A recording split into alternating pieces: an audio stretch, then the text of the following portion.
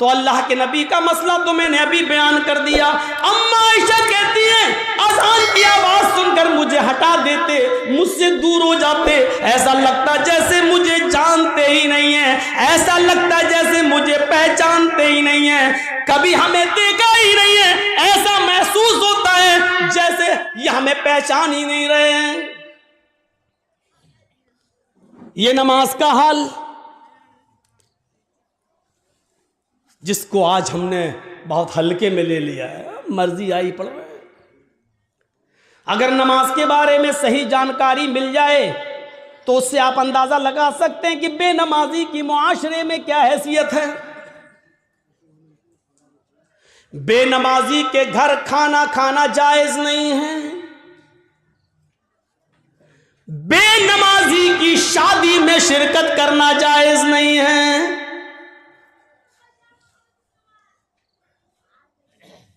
अगर किसी लड़की की शादी किसी बेनमाजी से हो जाए तो उस लड़की का बेनमाजी पति के साथ रहना जायज नहीं है। समझाए, मानता है तो ठीक है, नहीं मानता तो अलग हो जाए। सवाल यह है कि वो तलाक ना दे तो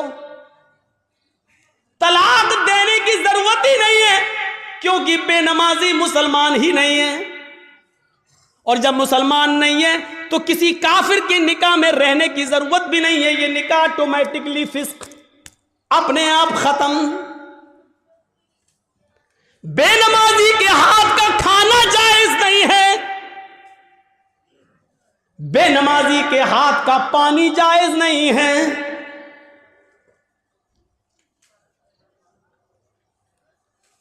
बेनमाजी अगर मर जाए तो उसकी नमाज़े जनाजा पढ़ना जायज नहीं है।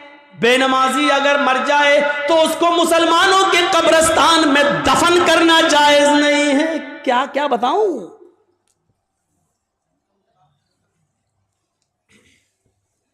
लेकिन सब चल रहा है। कितना बड़ा दिल गुर्दा है आज, जिसकी हैसियत ये हो और शादी के मौके पर हम ये ना देखें। पूछते हैं लड़की पढ़ी लिखी है? हाँ। कितनी? कुरान पढ़ी है। कितना बड़ा कारनामा है, कुरान पढ़ी है। और कुरान खुलता कब है? रमजान में।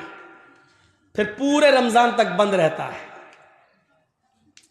फिर जब रमजान का महीना आएगा तब वो कपड़े से खुलेगा, धूल उस वक्त धूल साफ होगी, अपने जहेज के बर्तन रोज धोएगी, अम्मा की और बाप की तरफ से मिले हुए बर्तन रोज धोएगी। लेकिन कुरान जिस जुज़दान में लिपटा हुआ है उसको महीनों हो जाते हैं उसको साफ करने की नौबत नहीं। जिस तरीके से बेनमाजी औरत बेनमाजी आदमी के साथ नहीं रह सकती, उसी तरीके से नमाजी शौहर के साथ बेनमाजी औरत नहीं रह सकती।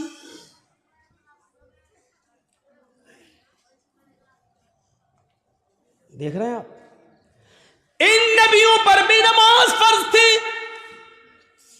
ये अलग बात है कि किसी नबी के ऊपर 2 रकात फर्ज थी, किसी नबी के ऊपर 4 रकात फर्ज थी, किसी नबी के ऊपर 3 रकात फर्ज थी, किसी के ऊपर 2 टाइम की थी, किसी के ऊपर 3 टाइम की थी, सुबह दोपहर शाम, और किसी के ऊपर 5 टाइम भी थी, किसी के ऊपर 4 वक्त की भी नमाज फर्ज थी।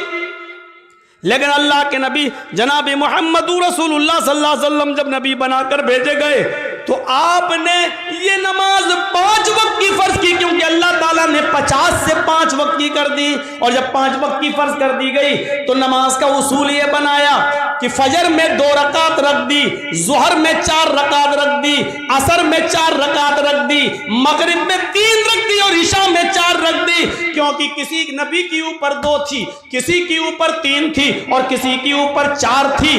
2 से कम नहीं थी और 4 से ज्यादा किसी के ऊपर फर्ज नहीं थी। इसलिए अल्लाह के नबी ने 2 भी रखी, 3 भी रखी और 4 भी रखी, ताकि लोगों को इस बात का इल्म हो जाए कि मैं किसी नबी के खिलाफ नहीं हूं। मैंने फजर में 2 रकात नमाज फर्ज की है ताकि उन नबियों की भी इक्तिदा हो जाए जो 2 रकात जो पढ़ा करते थे 3 रकात भी मैंने मगरिब में रख दिए, क्योंकि कुछ नबियों पर 3 वक्त 3 रकात फर्ज थी, तो मैंने उनको की 3 रकात भी रख दी, ताकि उस नबी की सुन्नत भी जिंदा हो जाए। और जिन नबियों पर 4 रकात फर्ज थी, हमने ज़ुहर, असर और इशा में 4 रकात फर्ज कर दी, ताकि उस नबी की सुन्नत पर भी अमल हो जाए।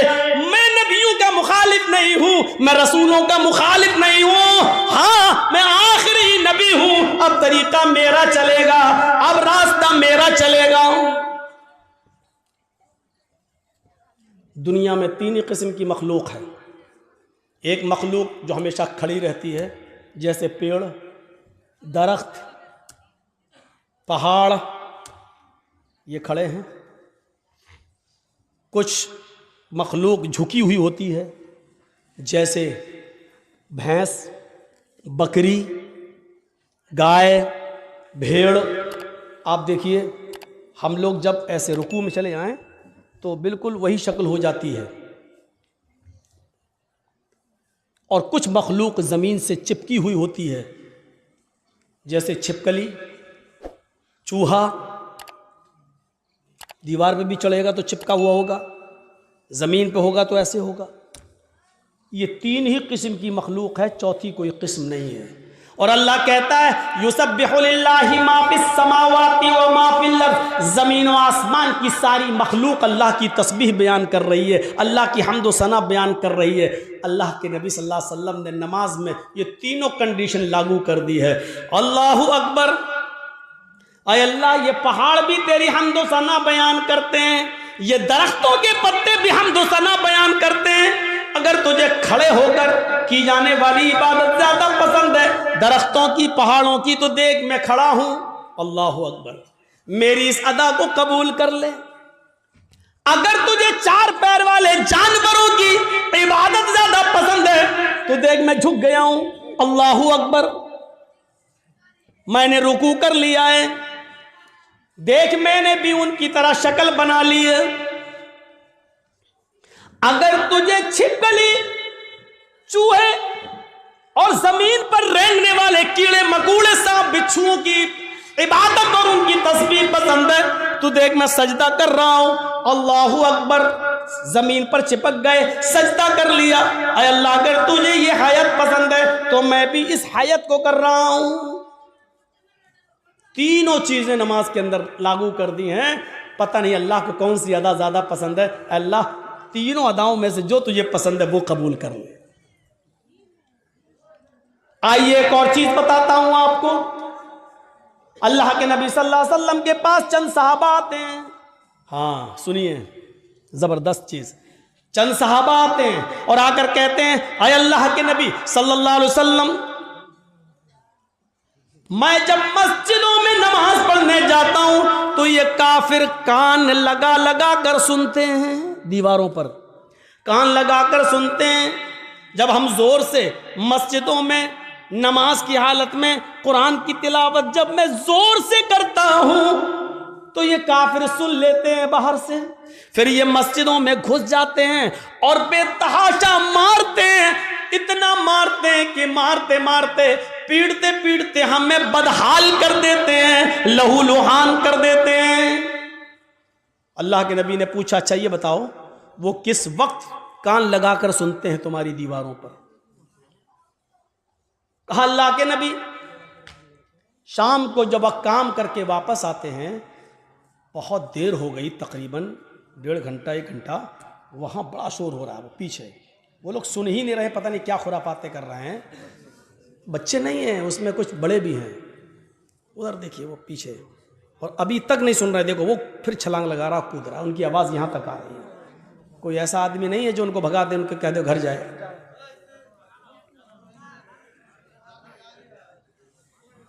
इतने शैतान बच्चे, इनके माँ बाप से पूछो, हमें हमारा दिल कहता है ये रात में पैदा हुए होंगे।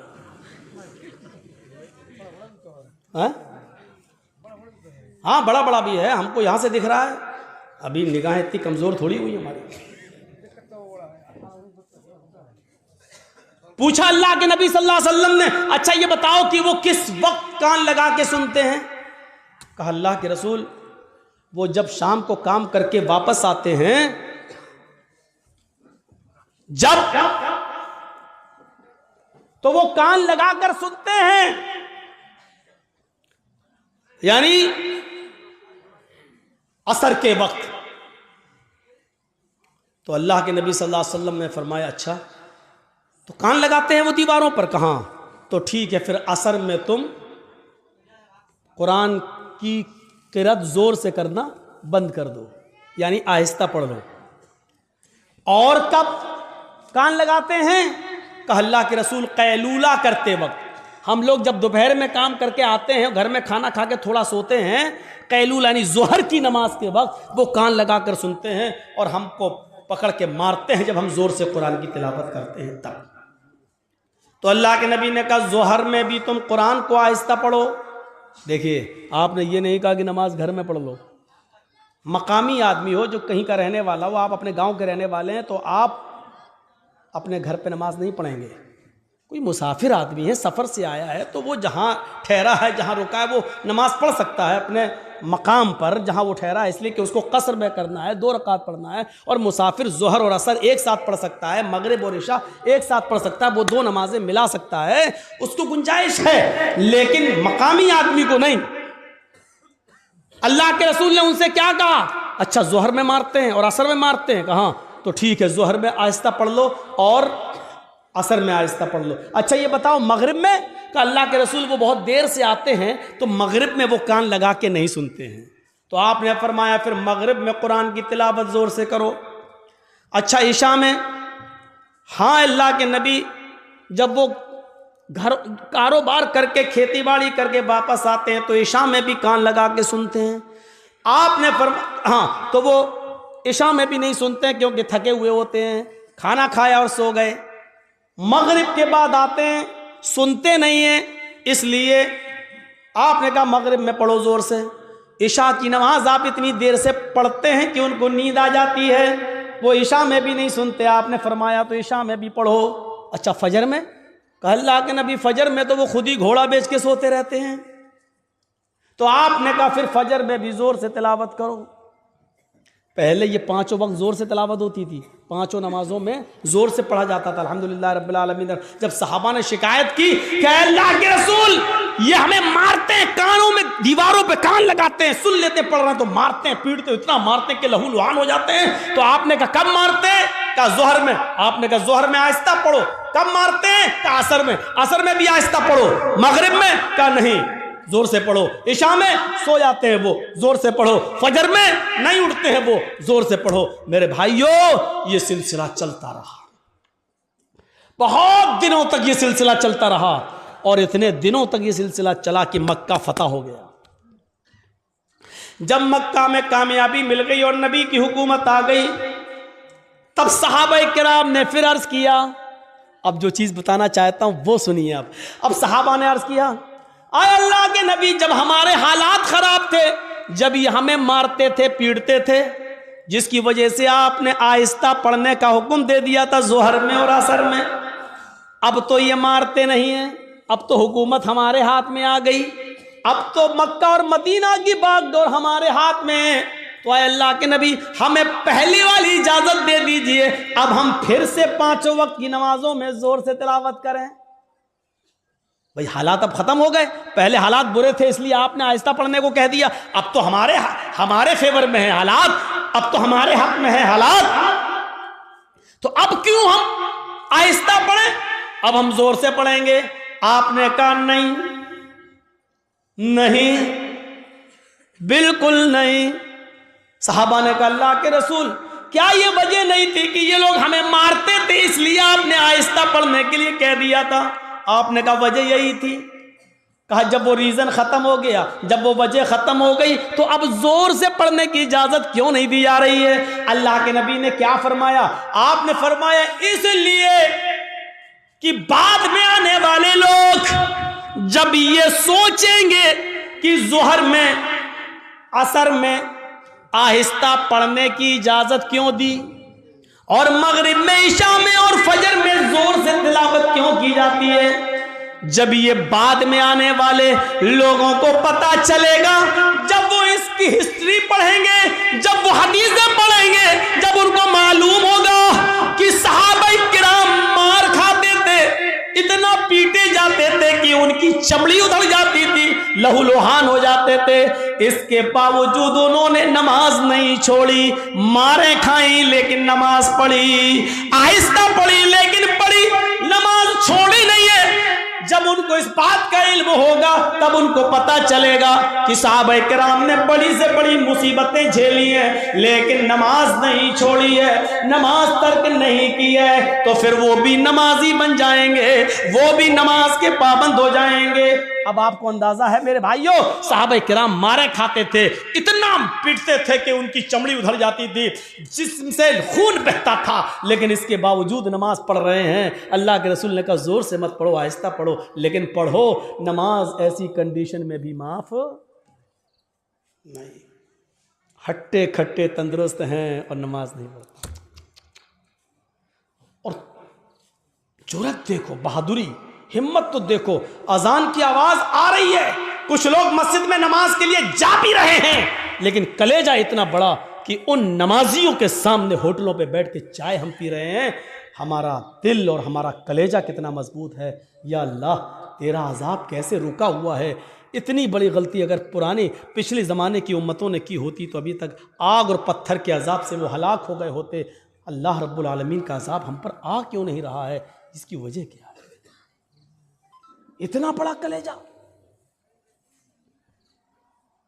मस्जिद के सामने होटल के बाहर, मस्जिद के बाहर होटल पे बैठ जाए हम, और नमाज मस्जिद के अंदर हो रही हो, और हम मस्जिद के सामने से गुजर जाएं साइकिल लेकर और बाइक लेकर।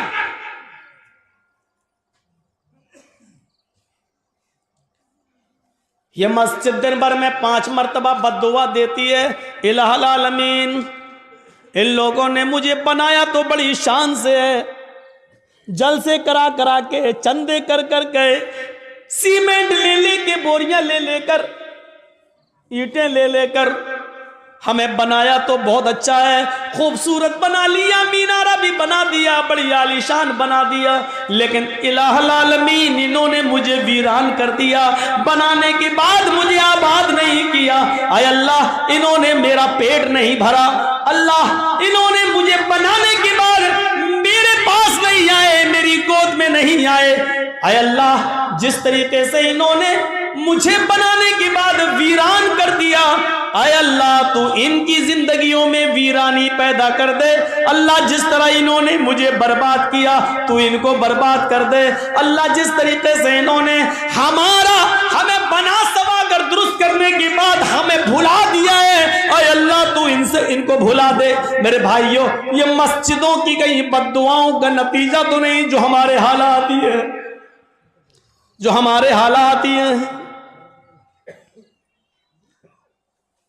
पहले जमाने में जब जंगें होती थी, नमाज का वक्त हो जाया करता था, बादशाह नमाज की हालत में, बादशाह जंग की हालत में नमाज के लिए खड़ा हो जाता था।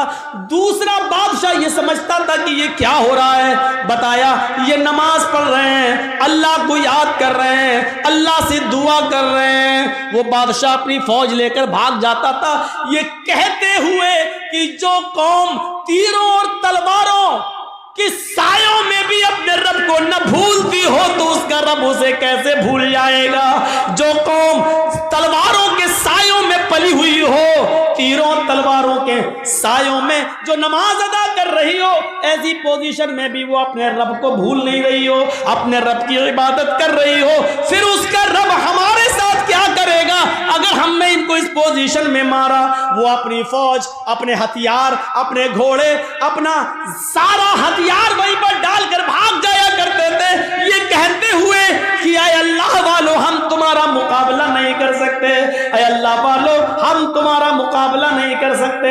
मेरे भाइयों, कल तक हमारे ये हालात थे, आज हमारे हालात ये, हमारी मस्जिदों में नमाज हो रही है लेकिन काफिरों की बारात बजती हुई जाती है, उनके बैंड बजते हुए जाते हैं, उनके गाने बजते हुए जाते हैं, लेकिन हमारी अजान की आवाज या नमाज की क़िरात भी हो रही हो तो उनको कोई फर्क नहीं पड़ता, क्योंकि जब अजान और नमाज के वक्त हमने अपनी टीवियों को बंद नहीं किया है, जब हमने अपने घरों में टीवियां चलाना शुरू कर दी तो फिर काफिरों के दिलों से भी हमारा रोबो दबदबा निकल गया, काफिरों के दिलों से भी हमारा रोबो दबदबा खत्म हो गया।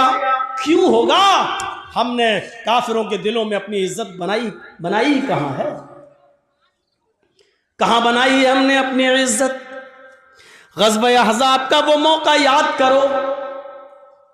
सुनो, सिर्फ एक नमाज थी, बस एक, वो भी अल्लाह के रसूल सल्लल्लाहु अलैहि वसल्लम नबी की एक नमाज, और वो भी छूटी नहीं थी, बस सिर्फ उसका असल वक्त निकल गया था। ग़ज़वा, जंग हो रही है, नाम है उस ग़ज़वे का ग़ज़वा अहज़ाब। और सुनो, कलेजा संभाल कर सुनो, दिल संभाल के सुनो इस वाक़े को। ग़ज़वा अहज़ाब, काफिरों की तरफ से तीर चल रहे हैं, मुसलमानों की तरफ से भी तीर चल रहे हैं। यह जंग इतनी खतरनाक हुई कि असर की नमाज का वक्त आ गया, लेकिन सहाबा किराम संभल नहीं पाए। कोई इधर था, कोई उधर था। नमाज पढ़े तो कैसे पढ़े? एक साथ होते तो चलो आधे पढ़ लेते, आधे जंग करते, फिर ये जो आधे पढ़ चुके होते ये जंग में चले जाते, जो छूट गए वो बाद में पढ़ लेते। लेकिन कोई इधर है, कोई उधर है। ये असर की नमाज का वक्त था, असर की नमाज का वक्त। अल्लाह के रसूल नमाज पढ़ा नहीं सके और सहाबा एक साथ जमा नहीं हो सके। कोई इधर से तीर चला रहा, कोई उधर से तीर चला रहा है, लेकिन तीर चलाते चलाते चलाते चलाते मगरिब का सूरज जो डूबता है, मगरिब की नमाज के लिए सूरज के डूबने से, सूरज के गुरूब होने से थोड़ी देर पहले सहाबा किराम ने उस जंग पर कामयाबी हासिल कर ली, यानी काफिरों को हरा दिया। लेकिन असर की नमाज का वक्त निकल गया। सुनिए, असर की नमाज का वक्त निकल गया था। जल्दी से वहीं साहबा ने तयम्मुम किया और वुजू बना, तयम्मुम पानी तो था नहीं, जल्दी से तयम्मुम किया और नमाज पढ़ना शुरू कर दी। सूरज डूबने से, गुरूब होने से पहले पहले अल्लाह के नबी ने और सहाबा ने असर की नमाज पढ़ ली। सिर्फ वक्त निकल गया। जो पढ़ना चाहिए था पौने, हम लोगों के यहाँ कितने बजे होती है असर? आपके यहाँ कितने बजे हो रही है असर? 2:45 पर? हाँ, कहीं 3:30 पे भी हो रही होगी। हम 3:15। आपकी मस्जिद में कितने बजे हो रही है? 3:15। अब 3:15 की जगह पर कोई आदमी 5:15 पे नमाज पढ़े तो वक्त निकल गया है ना उसका, असर का। मान लीजिए 5:30 पे सूरज डूब रहा है और 5:15 पे आदमी नमाज पढ़ रहा है, तो सूरज डूबने से पहले ही तो पढ़ रहा है वो। सूरज गुरूब होने वाला है। जल्दी से अल्लाह के रसूल ने और सहाबा ने तयम्मुम किया और नमाज पढ़ ली। और पढ़ने के बाद जो जुमले कहे वो सुनो, जो जुमले कहे उन काफिरों के लिए वो सुनो। मला अल्लाहु बुयूतहुम व कुबूरहुम नारा कमा हबसूना वशगलूना अनिस सलातिल वुस्ता। बुखारी शरीफ की हदीस के अल्फाज हैं। अल्लाह के नबी फरमाते हैं, इलाहुल आलमीन, जिन काफिरों की वजह से आज हमारी असर की नमाज का अव्वल वक्त निकल गया, आय अल्लाह, जिन काफिरों की वजह से आज मेरी असर की नमाज का असली वक्त निकल गया, वक्त पर हम नमाज नहीं पढ़ सके, सूरज डूबने से पहले आज हमने असर की नमाज पढ़ी, इसके जिम्मेदार ये काफिर हैं, ये जंग करने वाले, इनकी वजह से मेरी असर की नमाज का वक्त निकला है। मला अल्लाहु बुयूतहुम, आय अल्लाह इनके घरों को तू आग से भर दे, आय अल्लाह इनके घरों में आग लगा दे, आय अल्लाह इनके घरों में तू आग से भर दे। नमाज के वक्त अपने घरों में बैठने वालों, नबी अकरम की इस बद्दुआ पर जरा गौर करो। मला अल्लाहु बुयूतहुम, आय अल्लाह इनके घरों को तू आग से भर दे। मेरे नबी ने कभी किसी को बद्दुआ नहीं दी। मार खाया फिर भी माफ कर दिया। नबी की बेटी को जिसने पेट फाड़ा हिबार इब्ने अस्वद ने तीर मारकर नबी की बेटी ज़ैनब के पेट में हमल था, बच्चा था, तीर पेट में लगता है, बच्चा गिर जाता है। ज़ैनब मदीने पहुंचती है, होश में आती है तो उनको पता चलता है कि मेरे पेट का बच्चा गिर गया है, जाया हो गया है। इस सदमे को वो बर्दाश्त न कर सकी, इंतकाल कर गई। 10 साल के बाद जब हिबार इब्ने अस्वद सामने आया और मदीने में अल्लाह